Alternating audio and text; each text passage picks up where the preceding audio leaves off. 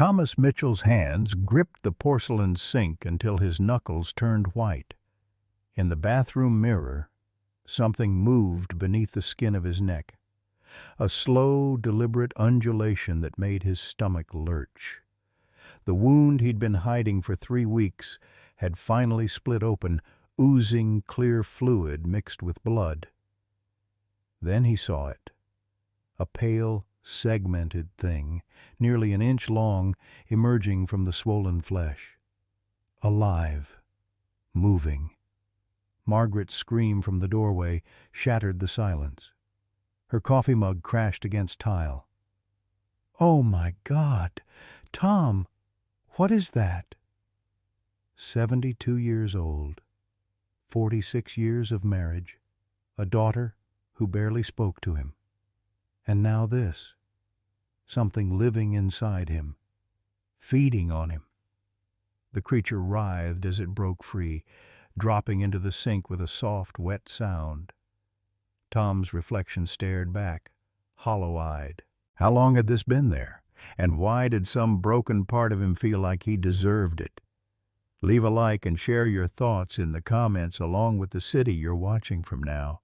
Let's continue with the story. 6 weeks earlier, Thomas Mitchell had been a man content with invisibility. At 72, he wore his retirement like comfortable shoes. Quiet mornings in his workshop, the smell of sawdust and wood stain, the precise movements of a carpenter's hands that still remembered every joint and angle. His suburban Austin home sat modest and unremarkable, exactly how he preferred it.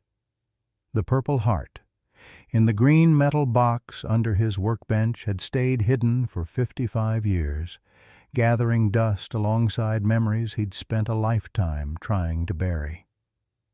Vietnam had marked him in ways visible and invisible. The scar on his left shoulder, shrapnel from 1969, was just the surface. Beneath lay a landscape of guilt and silence, of orders questioned and consequences endured. He'd come home in 1971 to protests, not parades. So he'd built a life of careful routines. Sunday morning cornbread with Margaret, Sam Cooke on the radio, work in the garage where no one asked questions. He avoided the VA hospital like it might resurrect ghosts. Marines didn't complain. Marines toughed it out. That was the only way he knew.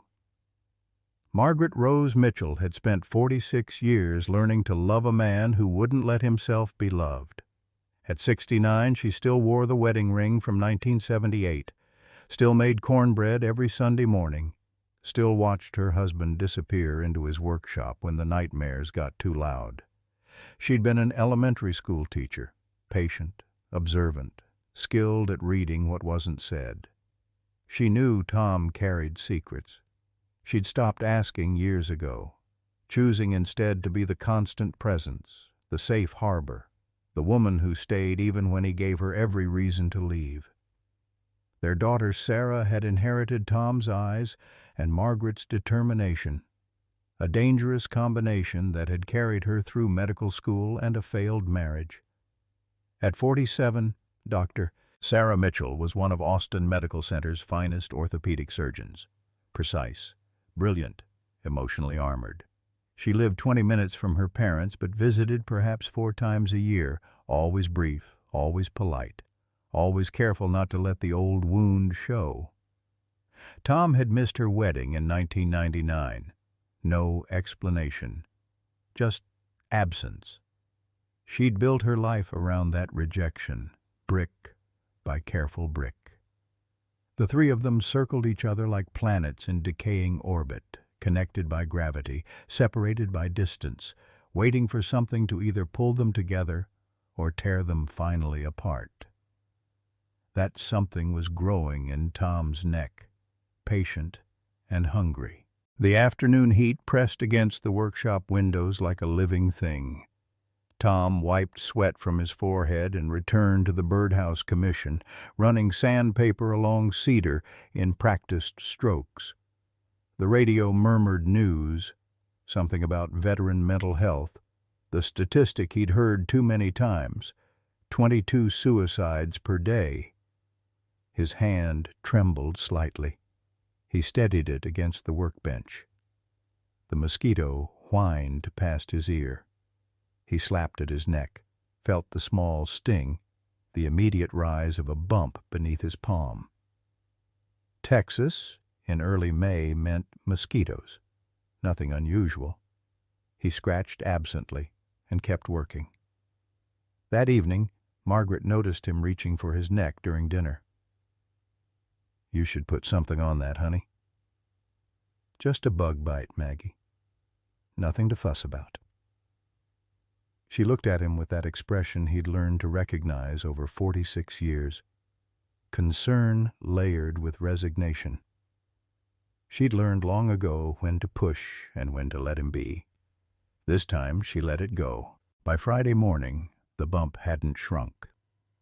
If anything, it felt larger, hot to the touch, itching with an intensity that woke him from restless sleep. Margaret found blood on the pillowcase when she stripped the bed. "Tom, let me see it." "It's fine. There's blood. I scratched it in my sleep. It's nothing." But it wasn't nothing. The bump had grown to the size of a nickel, angry and inflamed, the skin around it tight and red. Sunday morning arrived with its sacred ritual, Margaret's cornbread baking, the kitchen filling with that familiar sweetness, Sam Cooke's voice floating from the old radio. "You send me, honest you do." Tom sat at the table, scratching his neck even as he tried not to, even during this 1 hour of the week that usually brought him peace.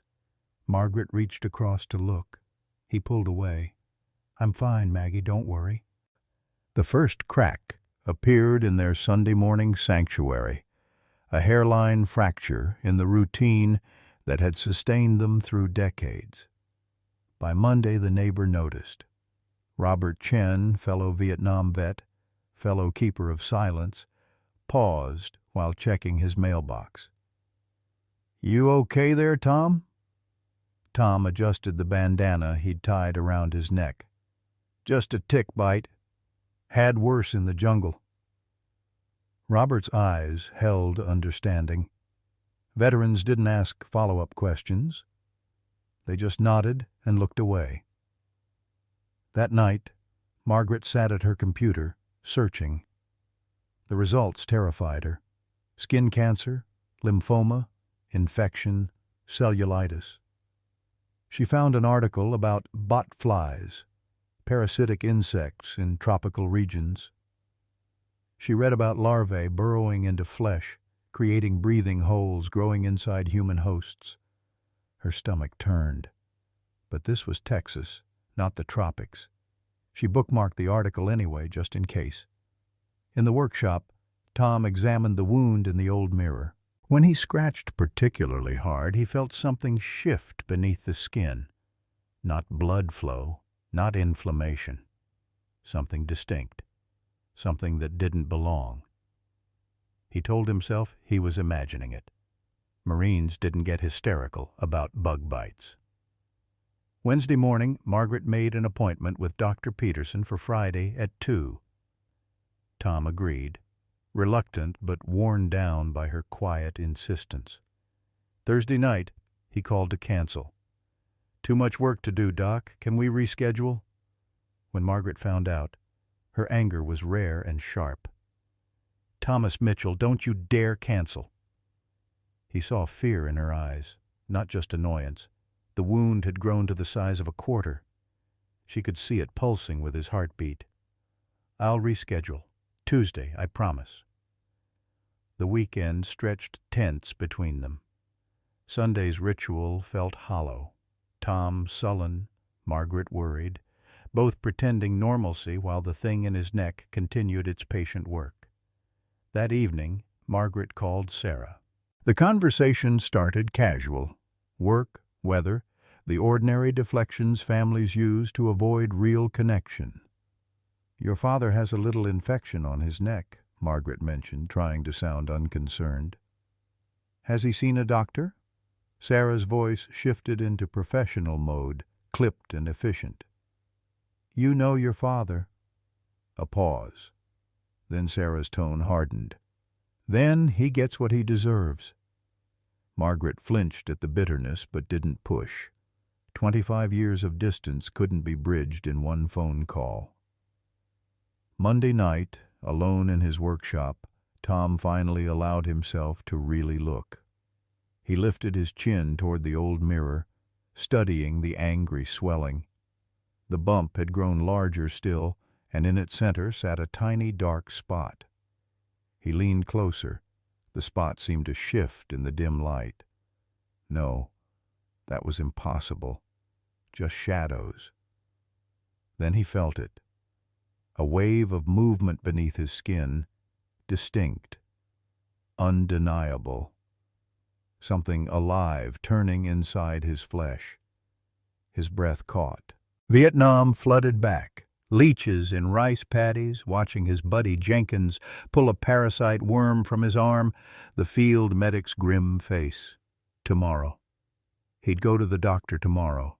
But tonight, he wouldn't tell Margaret. She was worried enough. For the first time in 3 weeks, Tom Mitchell admitted to himself that he was scared. As he turned to leave the workshop, it moved again. Distinctly. Purposefully. Like something turning in its sleep, settling deeper into the home it had made in his body. Dr. Peterson's examination room smelled of antiseptic and old magazines.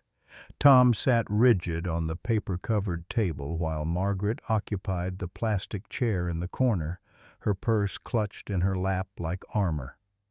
The doctor, 60-something, kind eyes behind wire-rimmed glasses, studied Tom's neck with practiced concern. "How long has this been here?" "Week, maybe 10 days," Tom muttered. "Almost 2 weeks, Tom." Margaret's correction was gentle but firm. Dr. Peterson palpated the area. Tom winced despite himself. The doctor's frown deepened as his fingers explored the swollen tissue. "Could be an infected sebaceous cyst. An oil gland gets blocked, becomes inflamed. Common in men your age, especially if you've been working outdoors." Tom felt relief flood through him. Simple, treatable, nothing to fear. "I'm prescribing antibiotics. Keflex, 500 milligrams twice daily. Apply warm compresses 4 times a day. We'll follow up in 5 days, doctor." Peterson typed notes into his computer. "If there's no improvement, we'll do imaging, possibly drain it." Margaret leaned forward. "What if it doesn't improve?" "Then we investigate further. But let's not borrow trouble. Antibiotics should clear this right up." "Could it be serious?" Dr. Peterson's smile was reassuring. "At your husband's age, we take everything seriously. But this looks like a straightforward infection." He paused, glancing at Tom's chart. "Given your age and history, we should schedule cancer screening at your next physical. Just routine preventive care." Tom froze. "Cancer? No. This isn't cancer. Just good practice for men over 70. But the word hung in the air, planting doubt like a seed. As they left, Tom turned back. "Doc, I feel movement, like something's in there." Dr. Peterson paused at his computer. "That's the inflammation. Fluid building up, putting pressure on nerves. The antibiotics will help."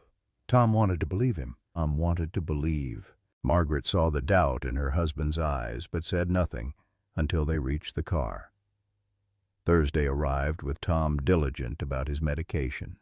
Pills with breakfast, pills with dinner, warm compresses that stained the washcloths with clear fluid. But the wound looked angrier, not better. The flesh around it had taken on a deeper red, almost purple at the edges. By Saturday, the swelling had grown to the size of a golf ball, hot to touch. Tom developed a low-grade fever, 99.8 degrees. Margaret insisted on taking his temperature despite his protests. "I'm fine." "You're running a fever, Tom. That's not fine."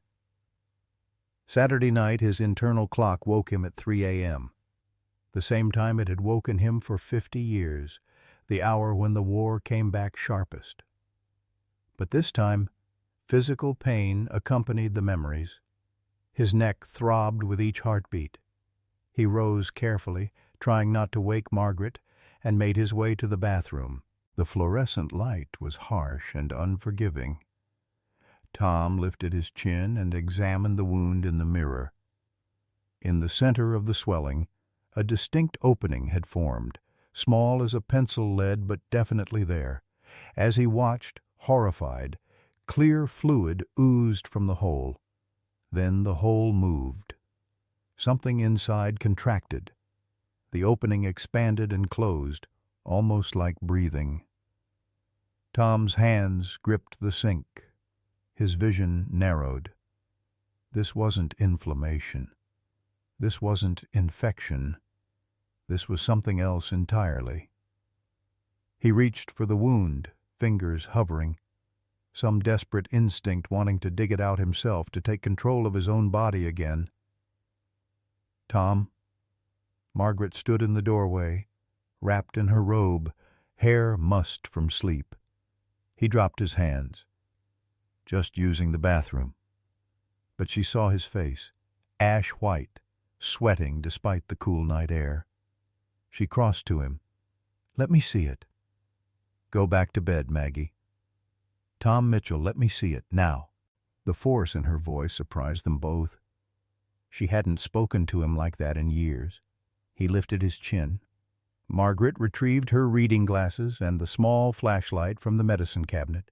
She studied the wound with 30 years of school nursing experience, recognizing what didn't belong. The breathing hole, the discoloration, the heat radiating from infected tissue. "That's not a cyst. We're going to the emergency room." "It's 3 in the morning." "I don't care if it's Christmas morning. We're going." Something in her eyes made his resistance crumble. Not fear for herself, but fear for him, fear of losing him, fear that his stubborn pride would kill him before whatever was growing in his neck could. "All right," he whispered. "All right." The drive to St. David's emergency room passed in silence. Margaret's hand rested on his knee. Tom stared out the window at dark Austin streets, thinking, this is how it ends. After everything, the war, the guilt, the careful decades of holding himself together, brought down by a mosquito bite. The ER was busy, even at this hour. Drunks, heart attacks, a teenager with a broken arm. The triage nurse took one look at Tom's neck and bumped them up the queue. Dr. Patel was young, efficient, moving with the practiced speed of someone who'd learned medicine in the chaos of urban emergency rooms. She took his history with quick, precise questions. "You're a veteran?" Tom nodded. "Served where?" "Vietnam, 68 to 70. Her eyes sharpened. "Were you in rural areas?" "I was a Marine. Rural doesn't begin to describe it." "Any recent travel? Out of state? Out of country?" "No. Haven't left Texas in 5 years." "You mentioned woodworking. Ever work with reclaimed materials? Old barnwood, imported lumber?" Tom thought back. "Made a table last month from teak. Client had the wood shipped from somewhere overseas." Dr. Patel nodded, typing rapidly. "Could be a foreign body reaction. A splinter or sliver of wood deeply embedded. Your body walls it off, and years later it becomes infected." "But he said he feels movement," Margaret interjected. "Pus under pressure can create that sensation. I'm ordering an ultrasound and blood work. We need to see what we're dealing with." The ultrasound technician was silent as she ran the probe over Tom's neck. The screen showed something with defined borders, dark against lighter tissue. She froze the image, zoomed in, then went very quiet. "I need to get the radiologist." Tom and Margaret exchanged looks. In 46 years of medical appointments, those words had never preceded good news. 45 minutes passed. Tom's anxiety climbed with each minute. Margaret held his hand, her thumb tracing circles on his palm.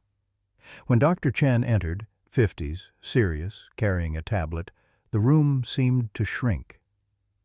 "Mr. Mitchell, I'm seeing something unusual on your ultrasound." Margaret's voice was barely a whisper. "Cancer?" "No, not cancer." Dr. Chen pulled up the images on his tablet. "Something organic, and I believe it's moving." Silence fell like a curtain. Dr. Chen's fingers moved across the tablet screen, enlarging the ultrasound images. He pointed to a dark mass with clear borders nestled in the soft tissue of Tom's neck. "See this? It has segmentation, living tissue." He traced the outline with his stylus. "The structure suggests something parasitic." Margaret gasped. Tom sat frozen, unable to process the words. Within 30 minutes, Dr. Rebecca Walsh arrived, infectious disease specialist, still in her scrubs from an overnight shift. She reviewed the imaging and examined Tom's neck with gloved hands, her touch clinical, but not unkind. "Have you been to Central or South America recently?" "No, ma'am." "Big Bend National Park, near the Mexican border?" Tom's memory stuttered, then caught. "Last month.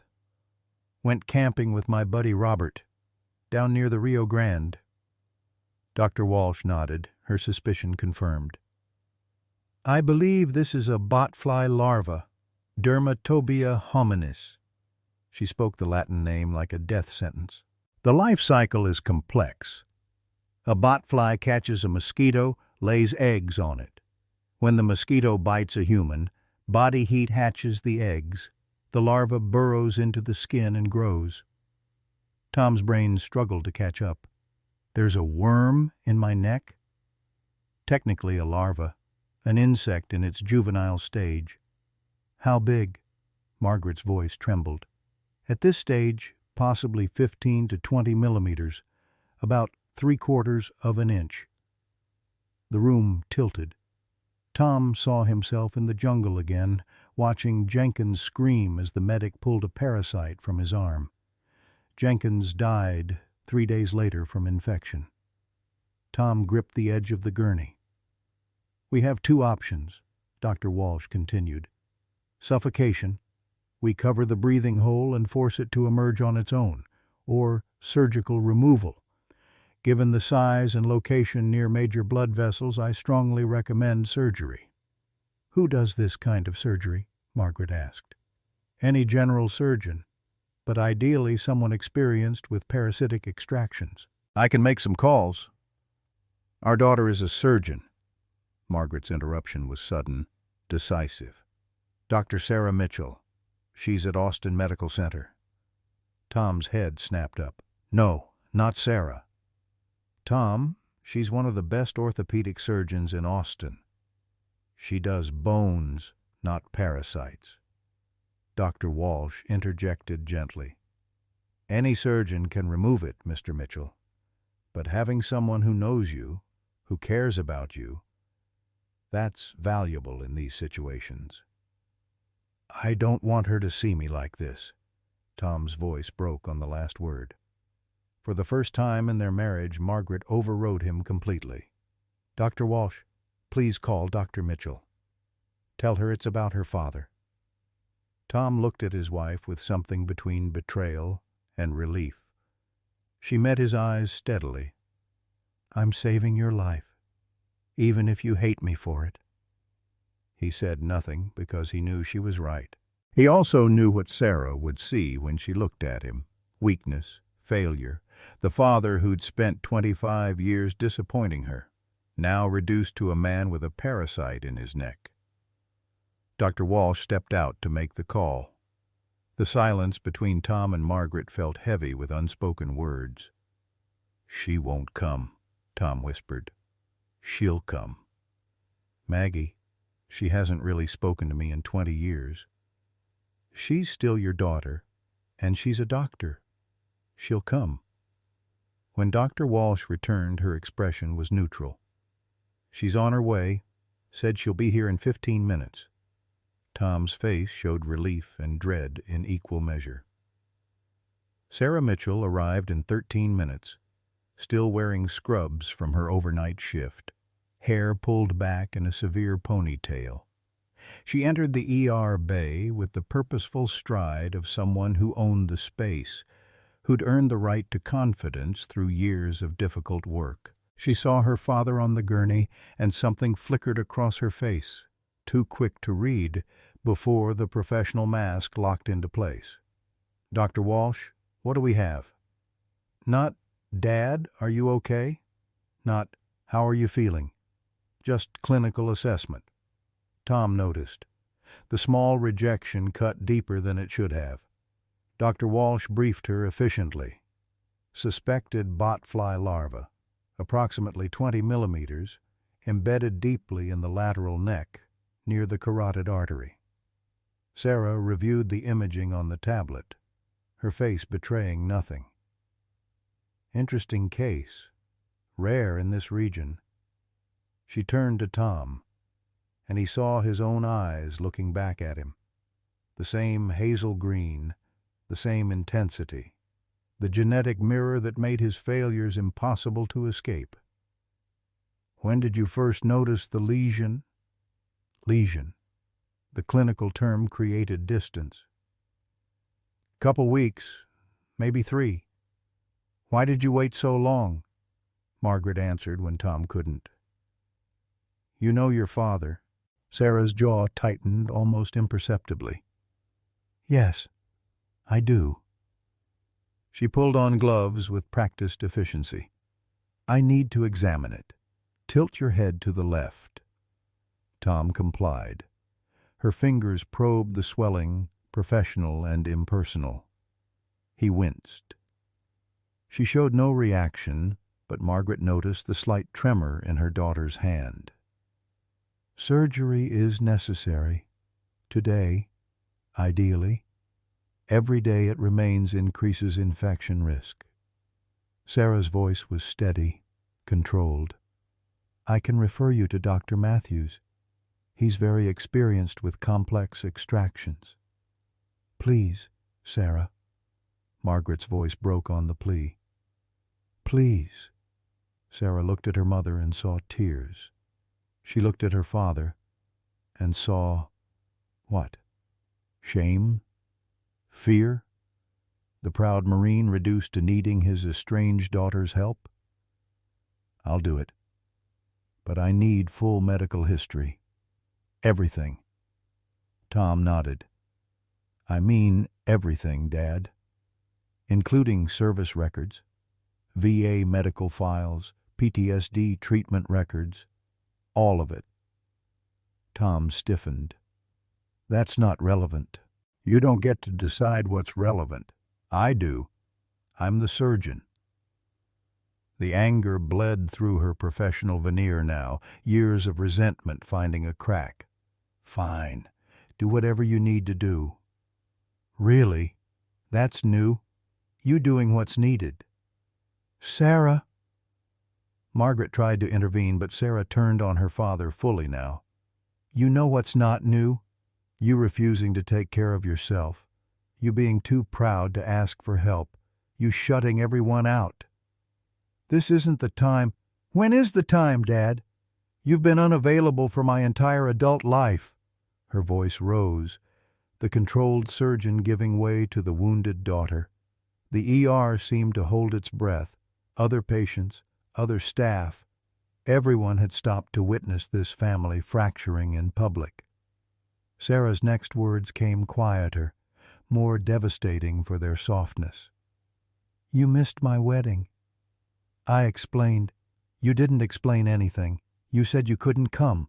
That's not an explanation. Sarah, I was... Tom stopped, the words choking him. You were what? Ashamed of me? Didn't approve of David? Or just didn't care enough to show up? Tom's face showed pain deeper than any physical wound. I was in the hospital. Sarah froze. What? Psychiatric hospital. VA crisis unit. I had an episode. Couldn't travel. Couldn't function. Could barely remember my own name. The silence that followed felt apocalyptic.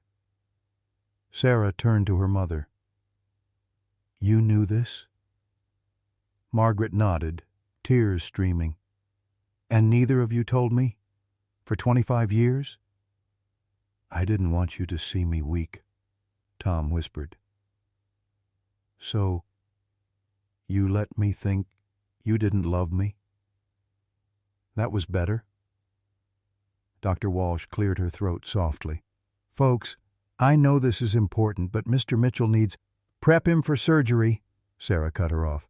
Schedule the OR for 8 a.m. I'll do the procedure. She looked at her parents, her expression unreadable. We'll finish this conversation later. She walked out. Tom and Margaret sat in the wreckage of 25 years of silence, finally broken. She needed to know, Tom. Margaret's voice was barely audible. I know. 25 years too late. But she knows now. Tom's tears finally fell. I've lost her. No. Margaret took his hand. You've just finally let her see you. At 7:30, Tom sat in pre-op, wearing a thin hospital gown that made him feel more exposed than any jungle had.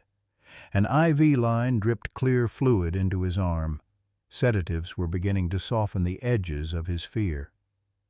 Margaret sat beside him, holding his hand. Sarah entered carrying a clipboard and wearing the mask of professional competence she'd perfected over 2 decades. She explained the procedure in clinical detail: incision, extraction, debridement of infected tissue. Risks: infection, nerve damage, scarring, anesthesia complications, standard surgical consent. Tom signed the forms with a shaking hand.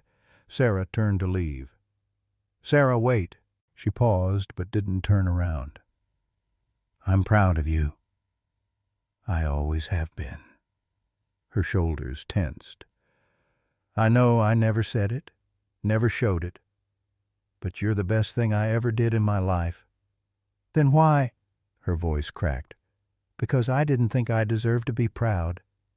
Men like me don't get to feel pride. Sarah turned slowly. What does that mean? Tom felt the sedatives loosening his tongue, stripping away the careful control he'd maintained for 55 years. Men who did things in the war. Bad things. Following bad orders from bad men. Margaret squeezed his hand. Tom, she should know. Before she cuts me open, should know what kind of man she's saving. Sarah sat down, sensing the importance of this moment. There was a village, civilians. My commanding officer said they were harboring enemy combatants. Tom's voice was flat, reciting facts. He ordered us to clear it.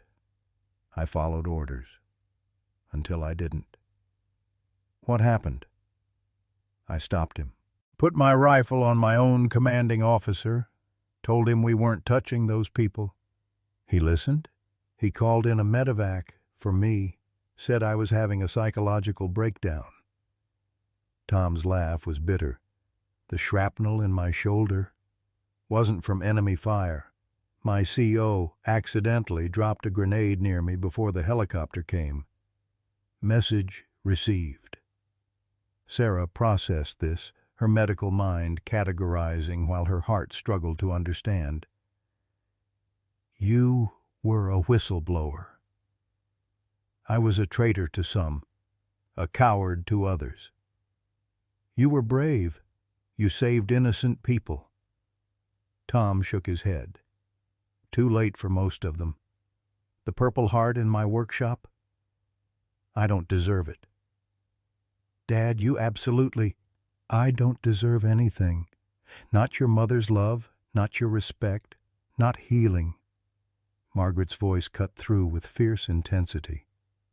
Tom Mitchell, you listen to me. You've punished yourself for 55 years. That's enough. He looked at her, stunned by her vehemence. You did the right thing, the hard thing, the brave thing. Margaret turned to Sarah. Your father saved 15 lives that day. 15. 3 of them were children under 5 years old. Why didn't you tell anyone? Sarah asked. Who would believe me? My platoon was dead within 6 months. I had no proof. Just guilt and nightmares and a piece of metal in my shoulder that reminds me every day. The anesthesiologist appeared in the doorway. Time to go, Mr. Mitchell. Sarah stood. I'll see you in the OR. Tom grabbed her wrist. If something goes wrong, nothing will go wrong. But if it does, there's a metal box in my workshop, green metal, under the workbench. Dad, read what's in it. Both of you. Promise me. Sarah and Margaret exchanged glances. I promise, Sarah said, but you're going to read it to us yourself when you wake up. The orderly wheeled Tom away. Sarah stood alone in the pre-op bay, watching the gurney disappear around a corner. Then she slid down the wall and sat on the cold linoleum floor. Margaret found her there moments later. Mother and daughter cried together for the first time in years. At 8:15, Tom lay unconscious on the operating table, his neck prepped and draped in sterile blue. Sarah stood over him, masked and gloved, surrounded by her surgical team. Her first incision was steady despite everything. The scalpel parted skin, revealing the infection beneath. Immediate drainage of pus, more than the imaging had suggested. She called for suction. As she dissected deeper, she saw it. The larva, white, segmented, moving sluggishly in response to the light and instruments, nearly an inch long, thick as a pencil, obscenely alive in her father's flesh. But behind it, something glinted in the surgical light. What the hell? Sarah probed carefully with forceps. She extracted a piece of shrapnel, old, rusted military-grade metal the size of a dime. It had been there for 55 years, creating chronic inflammation. The larva had embedded itself in the inflamed tissue, feeding on the body's response to the foreign object. His war wound had drawn the parasite. The past had literally infected the present. He's carried this his whole adult life, Sarah whispered. The surgical nurse looked at her. The shrapnel, the pain, physical and otherwise. Sarah's hands moved with reverence now, removing both the larva and the decades-old wound, cutting away past and present suffering with the same careful strokes. Then Tom's blood pressure dropped. He's bleeding. I need better visualization. She searched for the source. Venous ooze from the inflammatory tissue, more than she'd anticipated. His heart rate climbed. Septic shock, the anesthesiologist called out. He's been infected longer than we thought. No. Sarah's calm fractured. Not now. Not when he finally talked to me. She packed the wound, searching desperately. The bleeding continued, blood pressure falling. The monitor's alarm screamed. Code blue! The crash cart appeared. Sarah found herself doing chest compressions on her own father, feeling his ribs flex beneath her palms. Don't you dare leave us now. Don't you dare. The anesthesiologist pushed vasopressors. 1 second, 2, 5, 10. The pressure stabilized. The heart rhythm normalized. We've got him back. Sarah's hands shook as she finished the procedure, clearing infected tissue, closing in layers. He needs ICU, close monitoring. After she stood in the scrub room, still holding the piece of shrapnel in her gloved palm. It weighed almost nothing. Had carried so much. Margaret waited in the family room. Sarah emerged, exhausted. Well? He's alive. ICU. Critical but stable. And? Sarah's tears finally came.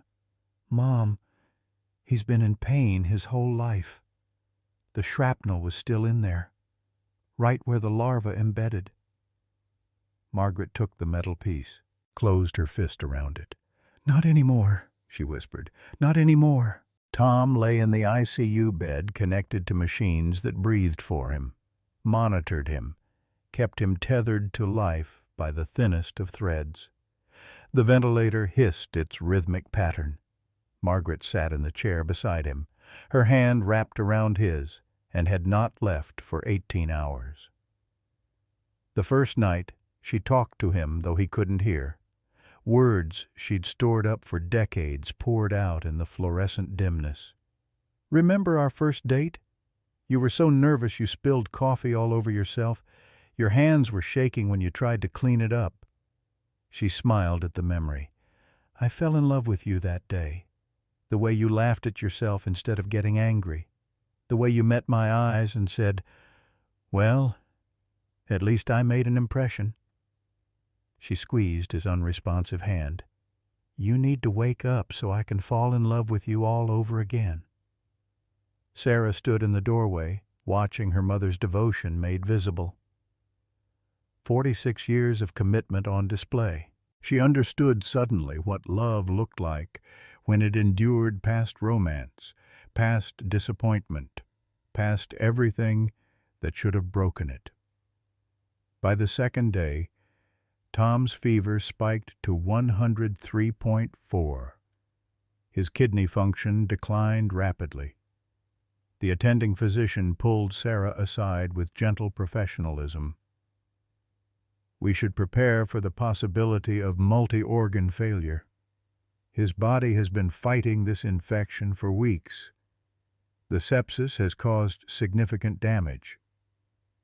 Sarah found herself in the hospital chapel, a place she hadn't visited since medical school.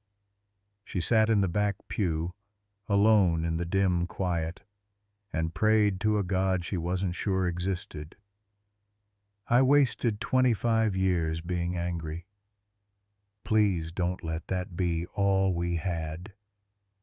He knows you love him. Sarah turned to find her mother standing in the aisle. Does he? I never said it. Neither did he. But you're both here now. Margaret sat beside her daughter. We should get the box. From his workshop. Mom, that can wait. No, he wanted us to read it. When he wakes up, we should have already read it. We need to understand what he's been carrying. Sarah saw the logic. Reading it now would prepare them for whatever conversation awaited on the other side of this crisis. If there was another side. Tom's workshop smelled of sawdust and motor oil and memories. Sarah hadn't been here in years. Her father's sanctuary, the place he disappeared to when the nightmares got too loud. Under the workbench, Margaret said, kneeling. He said green metal. They found it exactly where Tom had described. Heavy, rusted at the corners. The kind of box soldiers kept their most important possessions in. Margaret hesitated, her hand on the lid. 50 years, I've wondered what he kept in here. Let's find out. Inside, a Purple Heart medal in its velvet box, the ribbon faded but the medal itself polished, clearly handled often despite being hidden. Black and white photographs of Tom in uniform, impossibly young, surrounded by other impossibly young faces. Most of those faces had red X marks drawn across them, killed in action. A yellowed newspaper clipping, local Marine questioned in Vietnam incident, and beneath it all, a stack of letters. The envelopes were addressed but never stamped, never sent. Margaret picked up the first one. To Tom's parents, both long dead. An apology for the man he'd become. Another to his platoon, asking forgiveness for surviving when they hadn't. One to Margaret, dated 1985, explaining why he couldn't be the husband she deserved. Then, Sarah found hers. The envelope read simply, Sarah. Dated June 15th, 1999, 3 days after her wedding. Her hands shook as she opened it. She read silently at first, then aloud so her mother could hear. The letter began with apologies. Tom explained how the wedding invitation had triggered a PTSD episode so severe he'd been hospitalized. He'd seen the photograph of the Vietnamese bride in the village, the one he'd saved, and couldn't separate that memory from Sarah's wedding. Past and present had merged until he couldn't tell what was real. I'm broken, sweetheart. Have been since 1969. I didn't want you to see how broken. Your mother knows. She's carried this burden alone, and I'm sorry for that, too. Sarah's voice cracked as she continued reading. I'm so proud of you I can't breathe when I think about it. But men like me don't get to feel pride. We don't get to celebrate.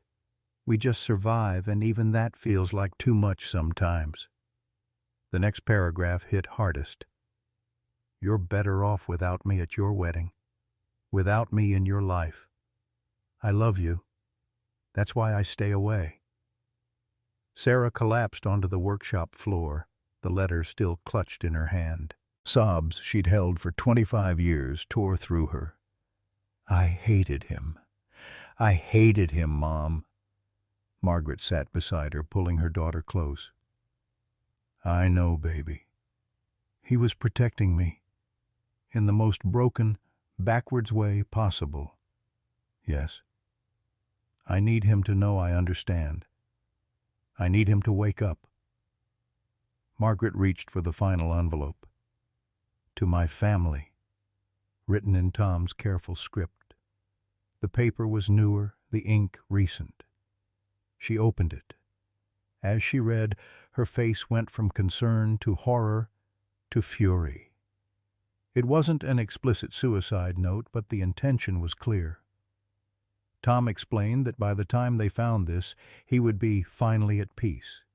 He'd been letting himself decline for months. The bug bite had been an opportunity, not a crisis. He'd ignored it deliberately.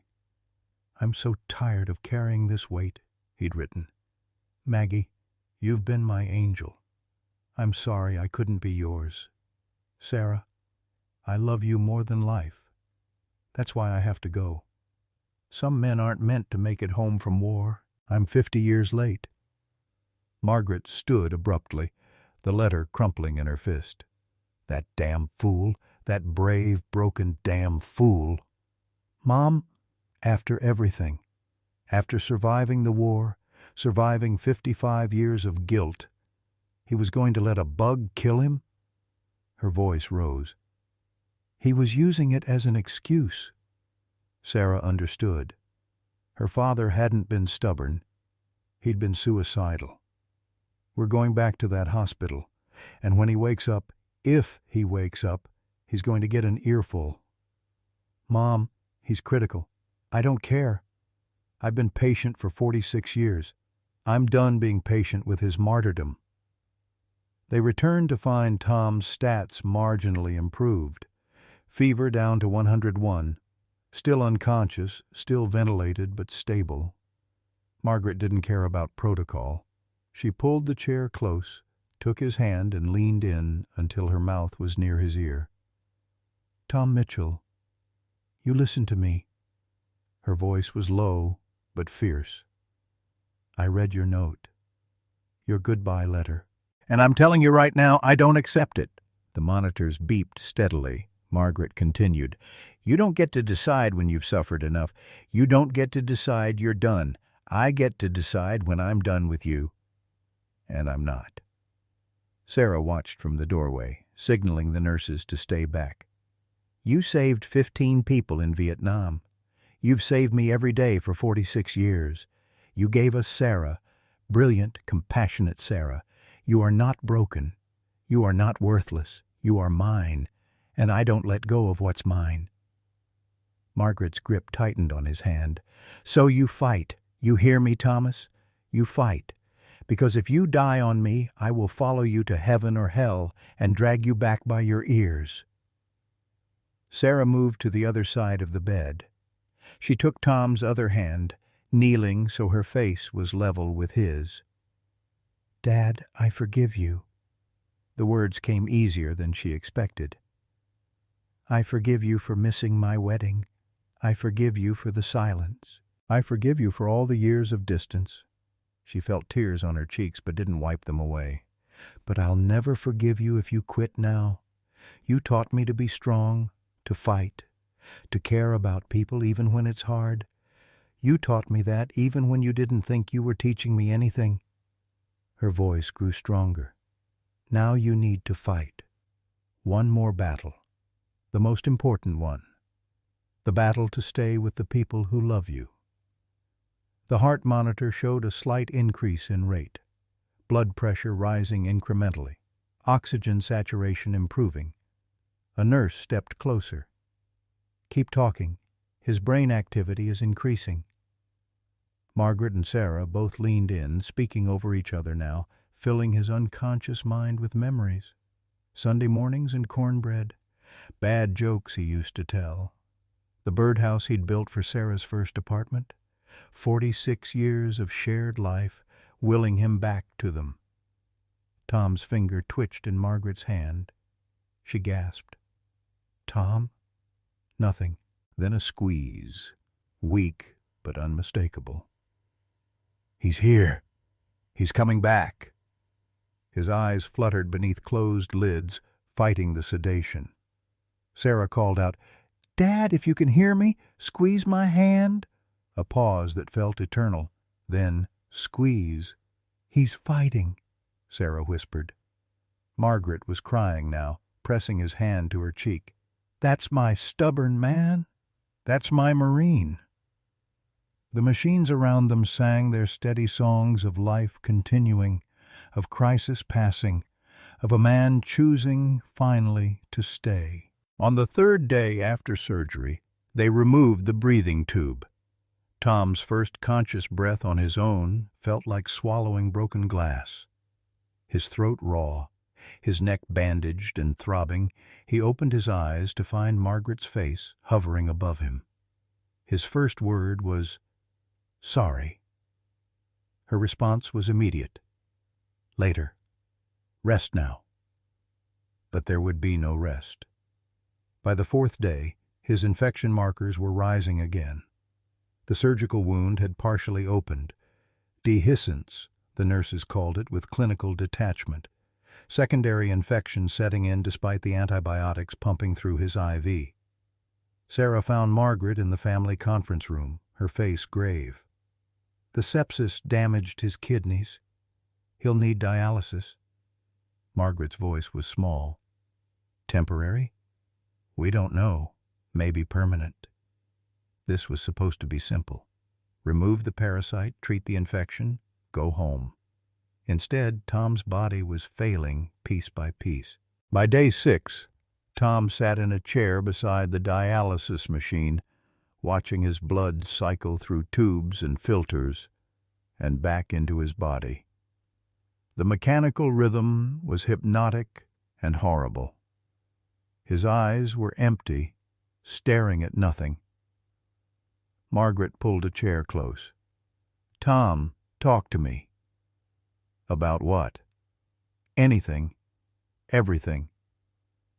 "There's nothing to say." "There's 50 years to say." Tom turned away from her. I wanted to die, Maggie. I still do. The admission hung between them like smoke. Margaret sat very still, then reached for his hand. I know. I read the letter. He wouldn't look at her. But what you want and what I allow are two different things. Silence stretched between them. Outside the window, Austin traffic moved in its endless patterns. I love you too much to let you go, Margaret said. Love isn't enough. It's all we have, so it has to be. On day 8, Tom's fever spiked again, 104.2. Sarah was called from her clinic, arrived to find the ICU team hovering over her father's bed. The attending physician's words were careful, measured. We're concerned about necrotizing fasciitis, flesh-eating bacteria. It's rare, but given the prolonged infection and his compromised immune system, what's the treatment? Sarah's voice was steady despite the terror crawling up her spine. Aggressive surgical debridement. We need to remove all infected tissue. How extensive? We won't know until we're in there, but it could be significant. Sarah found herself in the surgical locker room 2 hours later, crying into her hands. Her colleague, Dr. Matthews, found her there. You want me to take over? No. He needs me. Sarah, you're not thinking like a surgeon. I'm thinking like a daughter.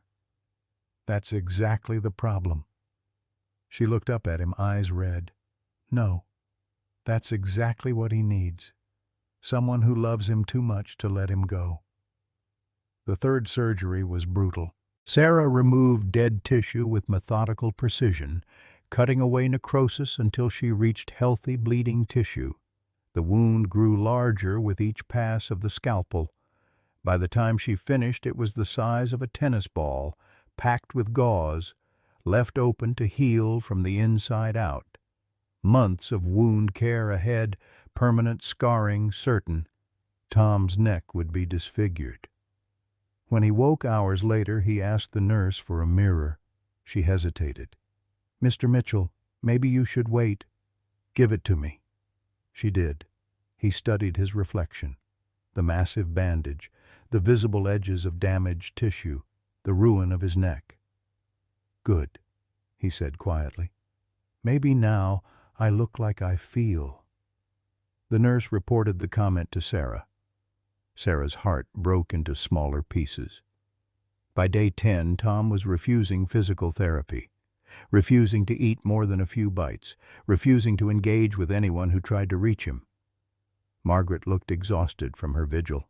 Sarah was coordinating care while working full shifts, running on caffeine and desperation. The hospital social worker called a family meeting. Margaret and Sarah sat across from her and the staff psychiatrist in a small conference room that smelled of old coffee. He's giving up, the psychiatrist said. We can start antidepressants, but medication alone won't help if he doesn't want to recover. I won't let him, Margaret said. The social worker's voice was gentle. Mrs. Mitchell, you can't force someone to live.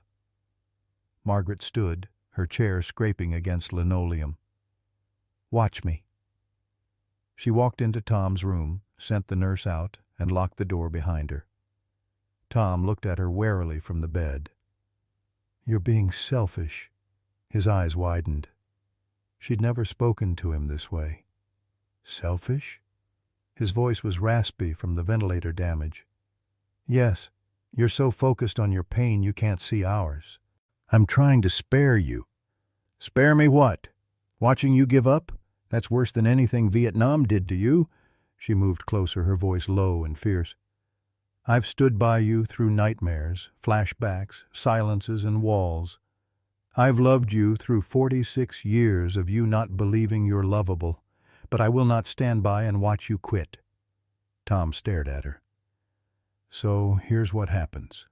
You fight, you do the physical therapy, You eat, you heal, or I walk out that door and you never see me again. You don't mean that. Try me, Marine, because I'm done playing nice with your death wish." She walked out, leaving Tom staring at the closed door. For the first time in 46 years, he faced the real possibility of losing her. The pain of that was worse than the pain of living, worse than the guilt, worse than everything. He pressed the call button. The nurse appeared. "Mr. Mitchell? I'd like to order some lunch. And can you schedule me for physical therapy?" She smiled. "I'll let them know right away." Alone again, Tom looked at the wedding photo Margaret had left on his bedside table. Both of them young, smiling, full of hope they'd lose and find again.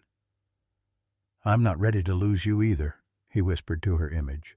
Day 12 brought Tom to the physical therapy room, a bright space filled with equipment and the quiet determination of people rebuilding broken bodies.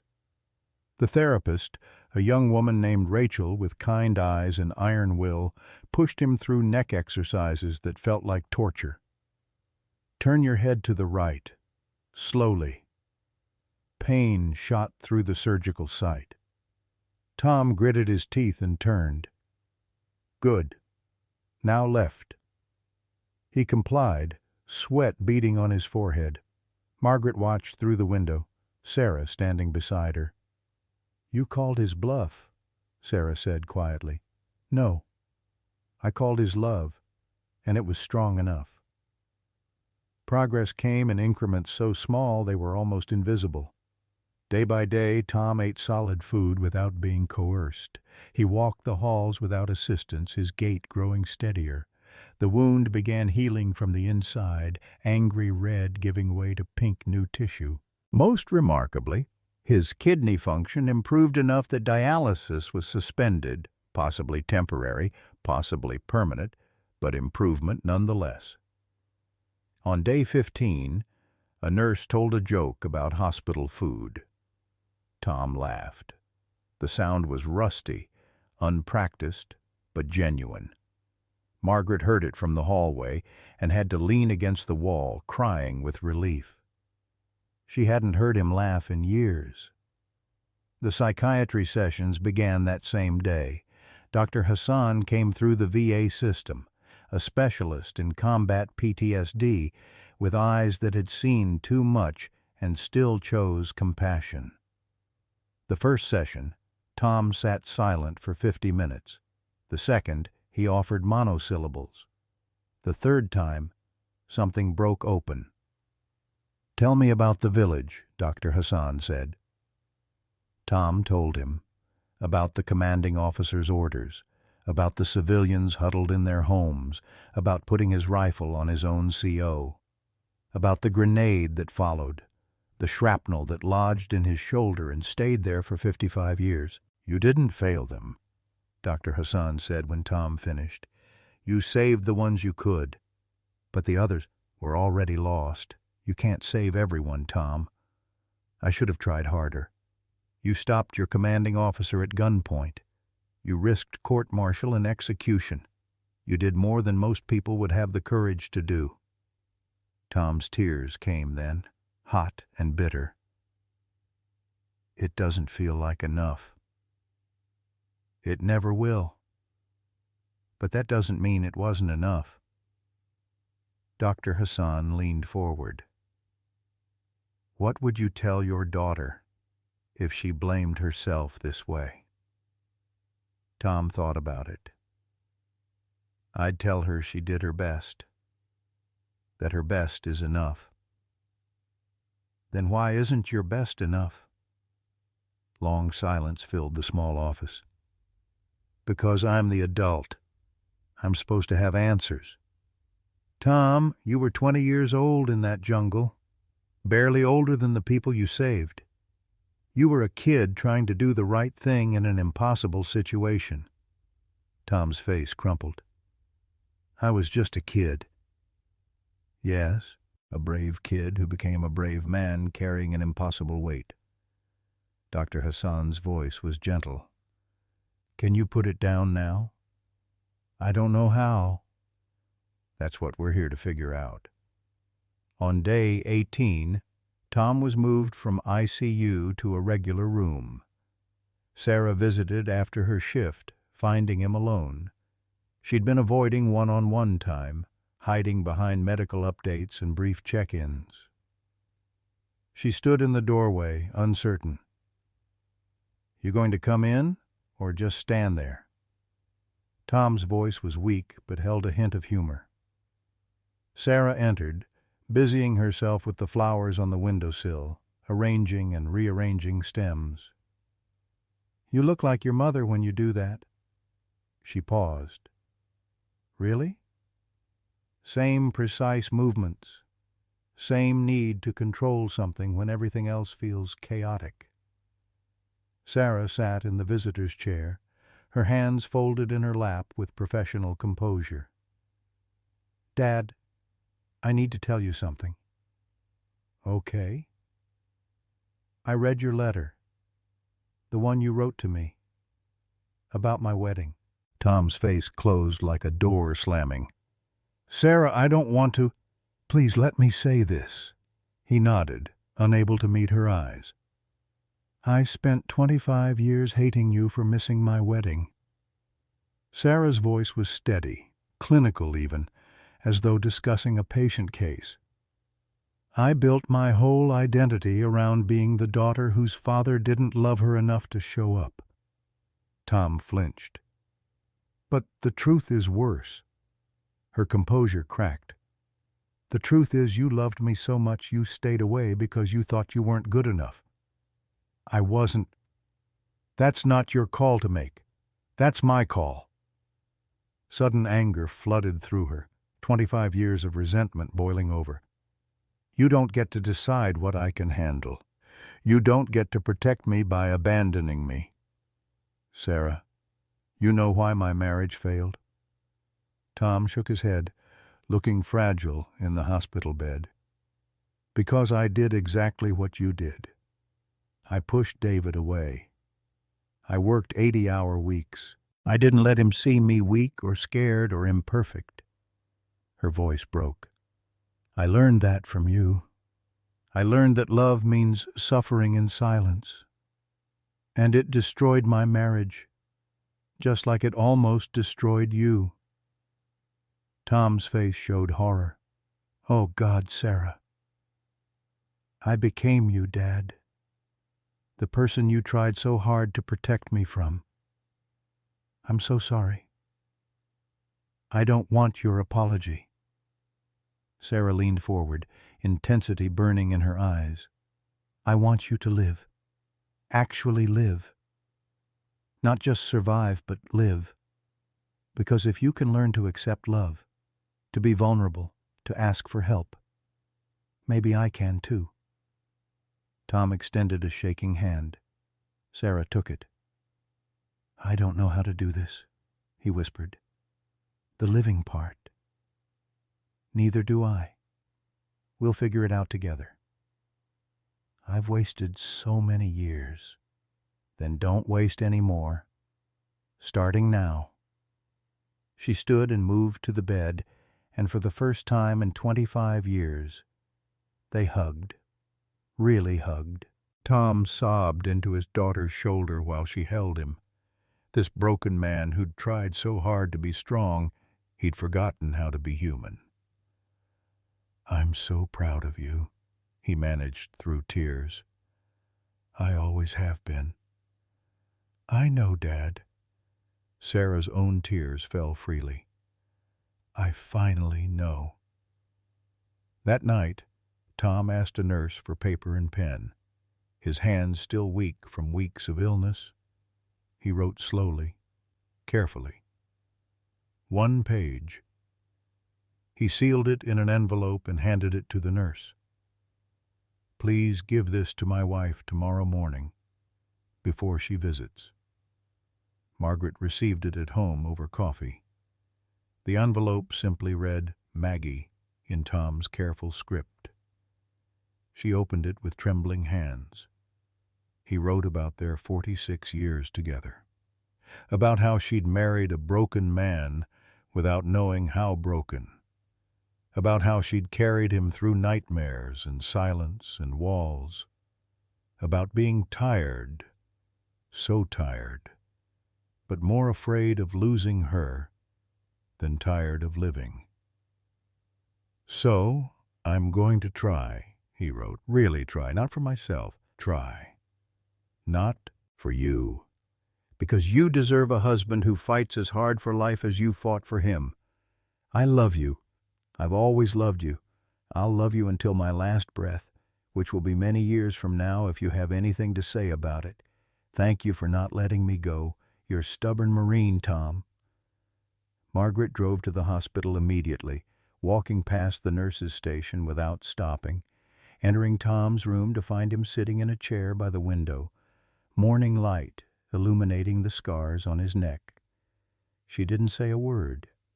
She climbed into his lap.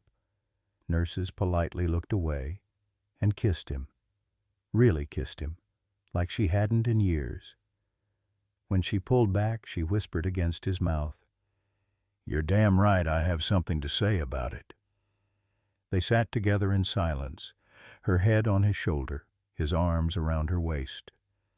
The first comfortable silence in decades. On day 21, Tom was cleared for discharge. The wound care nurse provided detailed instructions. Physical therapy 3 times a week. Psychiatric follow-up with Dr. Hassan. Dialysis on hold pending continued kidney function monitoring. Sarah drove them home, Margaret in the passenger seat, Tom in back like a child. Everything looked familiar yet different, as though he'd been gone years instead of weeks. "Can we stop at the workshop?" Tom asked as they pulled into the driveway. Mother and daughter exchanged glances. Did he remember? Did he know they'd found the box? They walked him to his sanctuary, this space that smelled of sawdust and old memories. Tom entered slowly, his eyes moving over everything, the tools on their hooks, the half-finished projects, the workbench where he'd spent thousands of hours hiding from the world. He sat on his stool and looked at them. "You read it all?" "Yes," Margaret said. "The note, too. The recent one."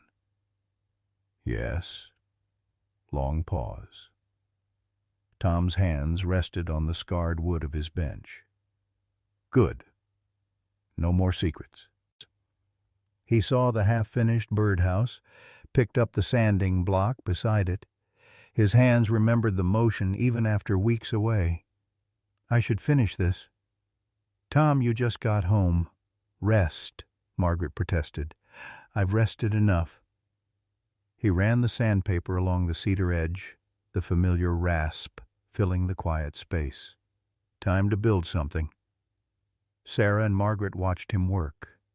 Slowly, carefully, creating instead of destroying, looking forward instead of back. Not just finishing a birdhouse, but rebuilding his life, piece by piece. Maybe survival wasn't about forgetting the past, Tom thought, as his hands moved through familiar motions. Maybe it was about building something new despite it, something that could hold life, something that could shelter other fragile things trying to survive. 3 months later, late August heat pressed against the kitchen windows, but inside the Mitchell home, the air conditioning hummed and Sam Cooke sang about being sent. Margaret stood at the stove, checking the cornbread baking in the oven. Tom set the table with careful movements, his neck scar visible above his collar. Prominent, healed, no longer hidden. Sarah poured orange juice into 4 glasses. 4. Not 3. The ritual had expanded. Tom had changed in ways both visible and invisible. The scar that twisted across his neck was the least of it. He'd lost weight in the hospital but gained it back as muscle through dedicated physical therapy. His eyes were clearer than they'd been in years, no longer carrying that 1,000-yard stare that Margaret had learned to recognize as a warning sign. He saw Dr. Hassan twice a week now and had joined a VA support group that met every Tuesday evening. The first meeting, he'd sat silent in the back. The second, he'd introduced himself. By the third, he was speaking, tentatively at first, then with growing confidence, about carrying guilt, about the weight of secrets, about learning to put down burdens that were never meant to be carried alone. Margaret had changed, too. She no longer walked on eggshells around her husband's moods. She spoke her mind, made demands, insisted on honesty. Their marriage had shifted from her careful management of his fragility to a true partnership. Tom leaned on her, and she leaned back. The balance felt right for the first time in decades. Sarah had reduced her surgical schedule, turning down the position as department head to work 4 days a week instead of 6. She'd started dating again, casually at first, then with growing seriousness. Mark Peterson, an architect she'd met at a hospital fundraiser, would be joining them for Sunday breakfast soon. The thought of introducing a man to her parents would have been unthinkable 6 months ago. Now it felt natural.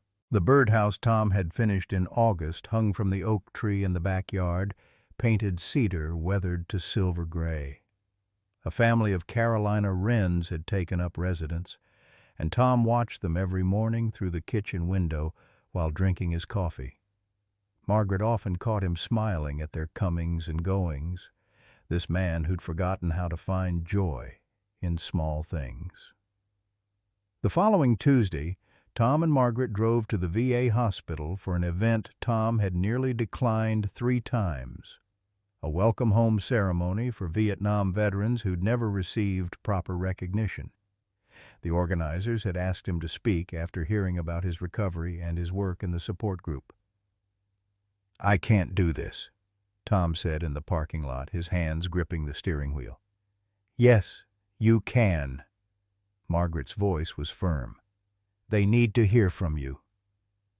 Inside, the auditorium held perhaps 100 veterans of various ages, their families, VA staff, and local news cameras. Tom's Purple Heart was pinned to his chest, the first time he'd worn it in public. His hands shook as he walked to the podium. Sarah and Margaret sat in the front row. He gripped the microphone stand and began. "My name is Thomas Mitchell. I'm a Marine. I'm a survivor."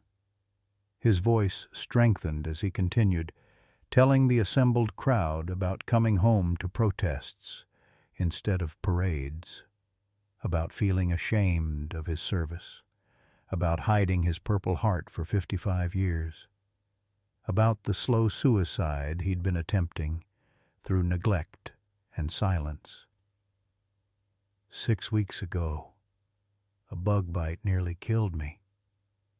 Not because it was deadly, but because I let it. I was committing suicide by neglect. The room was absolutely silent. My wife and daughter saved my life. Not by removing the parasite, but by removing the shame, by refusing to let me hide anymore, by loving me enough to get angry at my death wish. He paused, gathering himself. I'm here to tell you, you are not your worst moment. You are not the things you did or the things done to you. You are more than your service and more than your scars. And it's okay to ask for help. It's okay to be loved. It's okay to be proud of surviving. The standing ovation was immediate and thunderous. Veterans crying, families crying, Tom crying. Margaret and Sarah joined him on stage, and the 3 of them embraced while cameras flashed and news crews recorded. Afterward, 3 veterans approached Tom separately, each telling variations of the same story. They'd been thinking about ending it. His words had helped. Thank you for speaking up. Thank you for being honest. Tom realized his pain had purpose.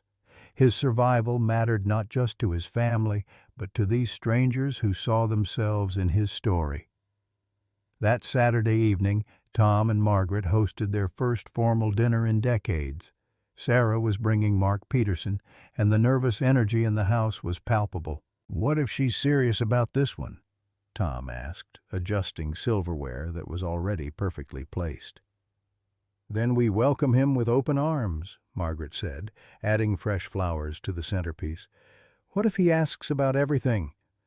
"Then we tell the truth. No more hiding, remember?" Mark arrived with wine and an easy smile.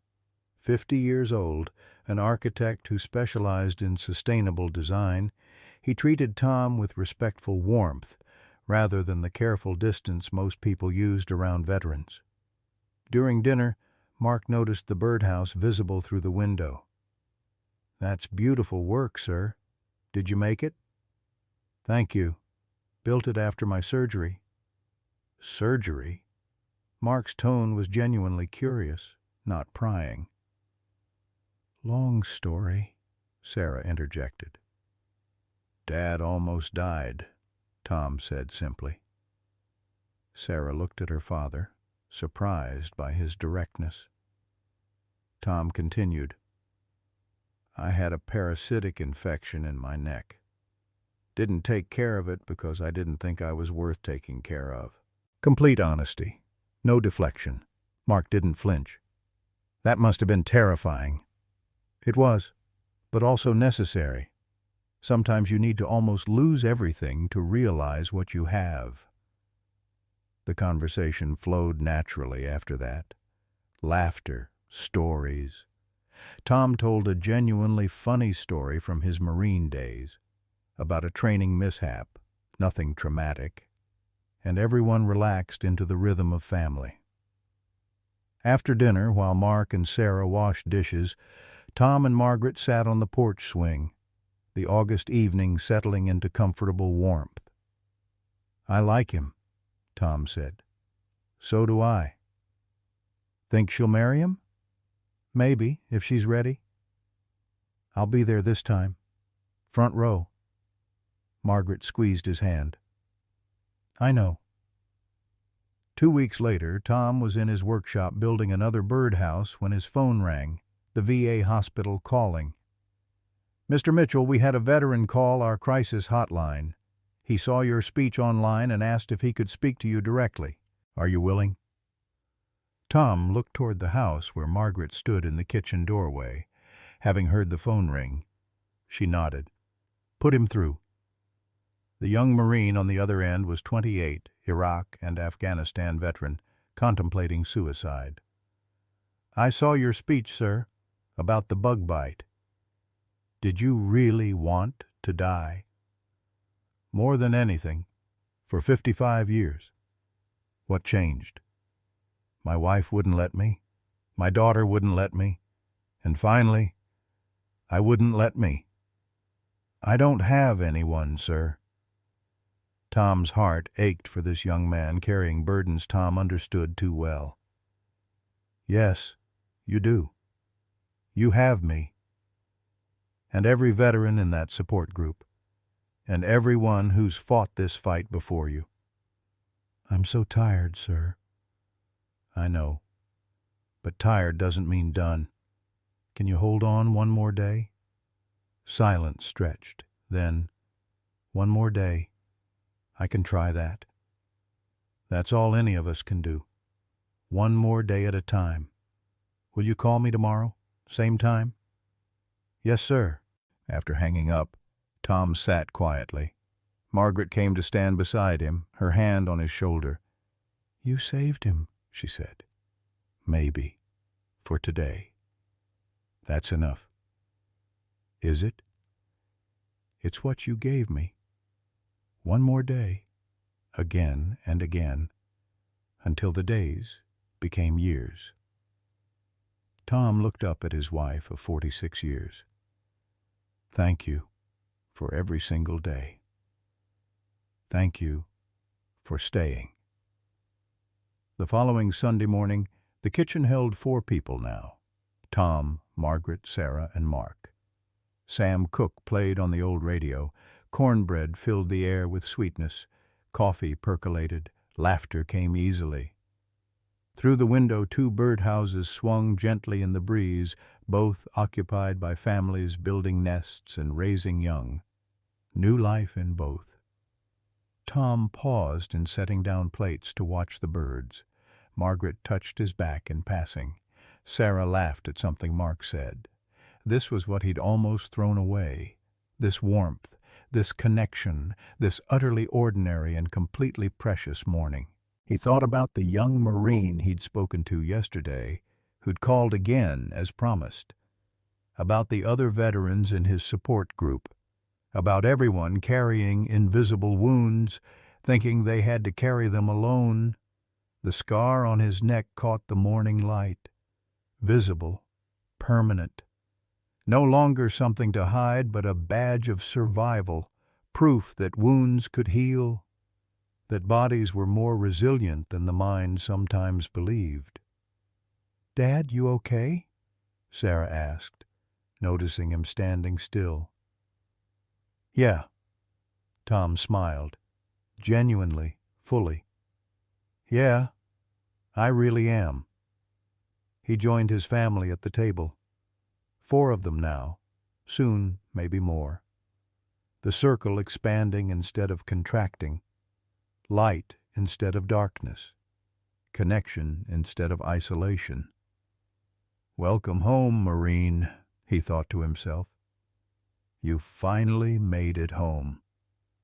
Outside, the wrens sang their morning songs, and the Texas sun climbed higher, and life continued in all its messy, beautiful, hard-won glory.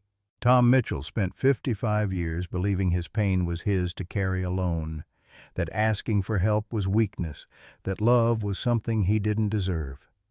It took a parasite in his neck and the fierce refusal of 2 women to let him die before he finally understood. Survival isn't the same as living, and it's never too late to choose differently. His story reminds us that the weight we've carried for decades, the guilt, the silence, the conviction that we're protecting others by staying distant, might actually be the very thing keeping us from the connection we desperately need. Margaret didn't save Tom by being patient.